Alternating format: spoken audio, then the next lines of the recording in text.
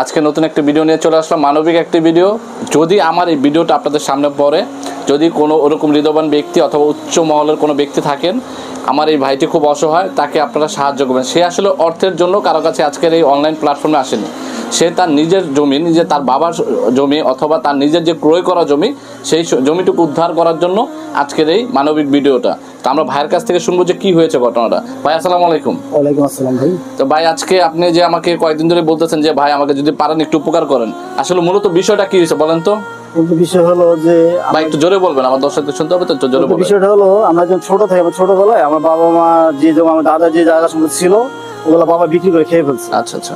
আমাদের বাড়ি ভিটা শুধু আমার বাবা বিক্রি হয়ে ফেলেছে। আচ্ছা।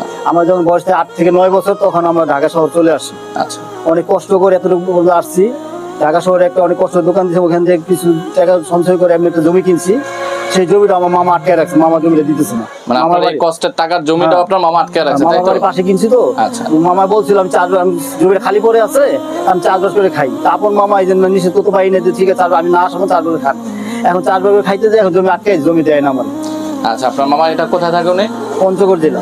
উনি পঞ্চগড় জেলাতে। পঞ্চগড় জেলা গ্রামের নাম কি? এর নাম হলো লাঠোয়াপাড়া। আচ্ছা, পঞ্চগড় জেলায় লাঠোয়াপাড়া। যারা আমার এই ভিডিওটা দেখতেছেন, ওইখানের যদি সংশ্লিষ্ট কোনো ব্যক্তি থেকে থাকেন, আমার ভিডিওটি আপনাদের চোখে পড়ে, তাহলে অবশ্যই আপনারা একটু তথ্য নেবেন। উনি যে তথ্যটা বলতেছে, আচ্ছা আপনার মামার নামটা একটু ভিডিওতে বলে দেবেন? আমার নাম হলো নজরুল। আচ্ছা, নজরুল। আমজাদ নজরুল। আচ্ছা, ঠিক আছে। আপনার ওইখানে জায়গা তারা ভোগ করতেছে, এখন আপনাকে যাইতে দেন না সেখানে? আমাকে মায়ের হুমকি দিচ্ছে। এখন আপনি কি চাচ্ছেন আসলে মানুষের কাছে? আপনি কি ধরনের সাহায্য আমি চাচ্ছেন? চাই আমার জায়গাটা, আমি তেমন কোনো জ্ঞান চাই না। আমি চাই যেহেতু মামা জামাটা ফেরত দিয়ে দেয়, আমি জায়গা, আমার কোনো জায়গা নাই। দর্শক আপনারাই শুনলেন, আসলে উনি খুব কষ্ট করে চলে। এই সারাদিন এই ফ্লাক্সটা নিয়ে মার্কেটে হাটে, প্রত্যেকটা মানে প্লেসে উনি হাটে, মার্কেটে, হাটে বাজারে সব জায়গায় হাইটা খুব কষ্ট করে। 5 ওয়াক্ত নামাজ পড়ে একজন দিনদার ব্যক্তি, খুব পরিশ্রম করে ফ্যামিলিটা চালায়। এখন ওনার যে চাওয়াটা, আসলে ওনার এই নিজের কষ্টের অর্থায়নের যে সম্পত্তিটা, এখন ওনারা সম্পত্তি কেনার মতো ক্ষমতা নাই। তো ওনার এই কষ্টের টাকার যে সম্পত্তিটা যদি আপনাদের কারোর মাধ্যমে যদি উনি উদ্ধার করতে পারে, পরবর্তীতে ওনার সন্তানদের জন্য হয়তো এটা একটা ভালো বেনিফিট হয়ে দাঁড়াবে। এই প্রত্যাশা করে উনি আজকে আপনাদের সামনে এই কথাগুলো বলেছে।